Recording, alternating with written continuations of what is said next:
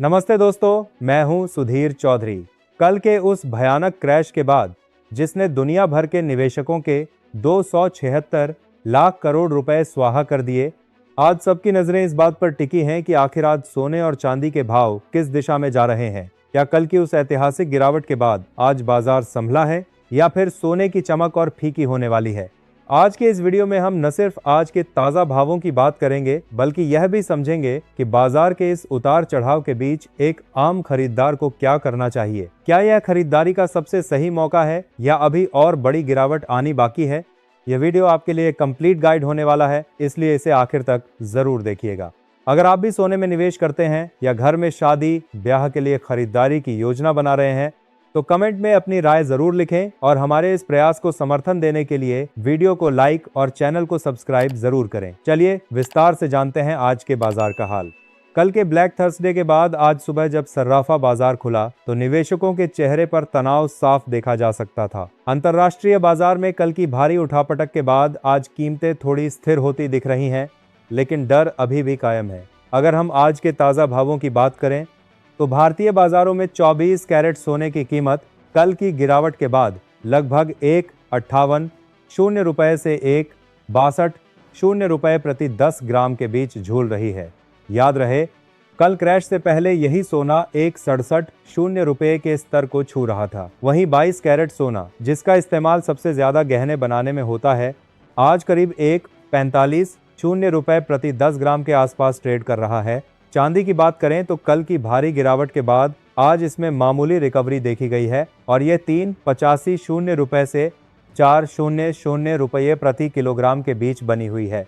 अब सवाल यह उठता है कि क्या कल जो $3 ट्रिलियन डूबे, उसका असर खत्म हो गया है? विशेषज्ञों का मानना है कि इतनी बड़ी गिरावट के बाद बाजार को संभलने में वक्त लगता है। कल रात जो हुआ वह केवल मुनाफा वसूली नहीं थी, बल्कि दुनिया भर के बड़े हेज फंड्स और कंप्यूटर आधारित ट्रेडिंग का नतीजा था। जैसे ही सोने ने एक निश्चित स्तर को छुआ, सिस्टम ने ऑटोमेटिक सेल ऑर्डर शुरू कर दिए, जिससे 1 घंटे के भीतर कीमतें ताश के पत्तों की तरह ढह गईं।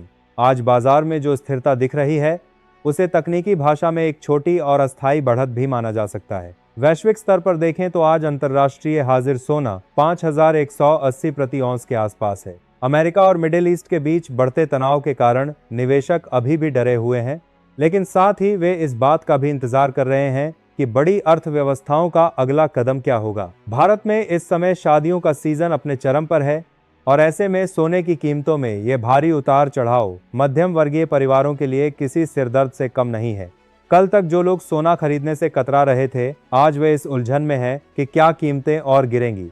ज्वेलर्स का मानना है कि भारतीय बाजार में सोने की मांग अभी भी मजबूत है, क्योंकि भारतीयों का भरोसा असली सोने पर दुनिया में सबसे ज्यादा है। दिलचस्प बात यह है कि कल के क्रैश के बाद भी लंबे समय के निवेशक इसे एक सुनहरे अवसर के रूप में देख रहे हैं। उनका मानना है कि जब तक दुनिया में युद्ध के बादल छाए हुए हैं, तब तक सोना ही एकमात्र सुरक्षित निवेश है। चीन और रूस जैसे देश भी चुपके चुपके अपना भंडार बढ़ा रहे हैं, जो इस बात का संकेत है कि सोने की चमक अभी खत्म नहीं हुई है। आज के भावों में जो स्थिरता है, वह शायद एक बड़े तूफान से पहले की खामोशी भी हो सकती है, क्योंकि आने वाले दिनों में आने वाले वैश्विक आर्थिक आंकड़े बाजार की नई दिशा तय करेंगे।